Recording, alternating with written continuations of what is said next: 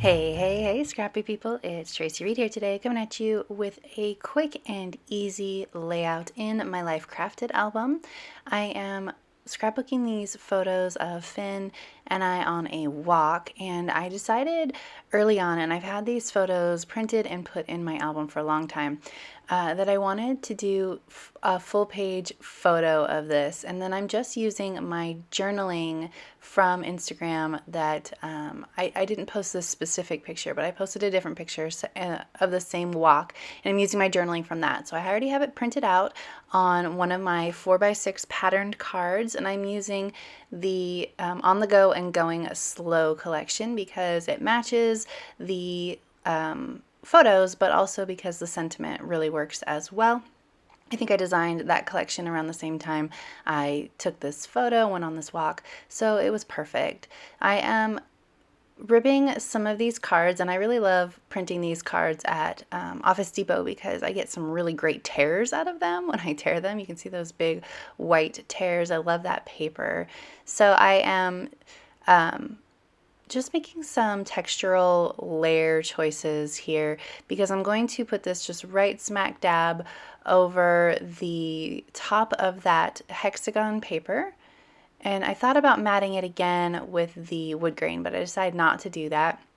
And instead, I'm just going to put it right on that hexagon paper, and I'm not going to do too much to this layout as far as layering and bringing in a lot more paper, which is abnormal for me. You know, I love my paper and my patterns, but I'm not going to do that with this page. So I'm going to just put this right over the top of that. And then I'm going to spend my time using these stickers and decorating the photos. So in a second here, when I've got all this glued down, you will see I'll close this back up again, and you'll see that the way that I designed this layout is the other side of that flap is another photo, but both photos were taken at the same time in the same place. So they were exactly the same composition. So I was able to print out both of those photos so that they overlap perfectly, and I could make it look seamless. And that was sort of the point. I wanted it to be sort of not a surprise when to open up, but just something that was a little bit more hidden than using paper or something other than that. So what I'm going to do for most of these, actually for both of these photos, is I'm going to frame the center of both of the photos with my embellishments. So I'm learning here that once it's down, it's down. But I want to sort of draw your eye to the center of each photo, of course, where we're standing. So I'm going to do that with embellishments. And of course I put that down and then decide I want something underneath it, which is just the way. So I'm gonna have to pull it back up and put it back underneath it, but that's okay. It matches that. Tear will match the tear on the other side, and it will look good once I get this all torn up and put back down again. Okay. I'm not going to do much else to the inside because you have the journaling cards to look at. So I'm going to start working on the outside, and I need to add in some embellishment and a title. And I'm going to go with these hexagons and a beehive because I have that cute little beehive down there. So I'm going to go with the whole bee theme because I have the hexagon paper as well. I'm not quite using the theme as intended. Well, I am because the bees were on the go, right, in this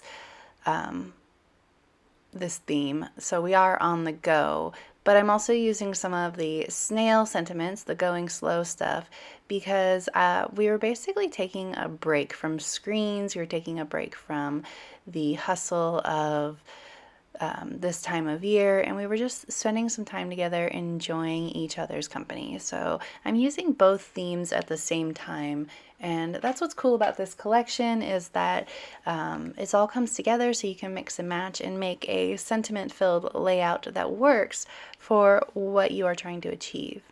So I'm going to do this bee over here because he's coming off of the hive, and of course want hearts and some flowers to match as well.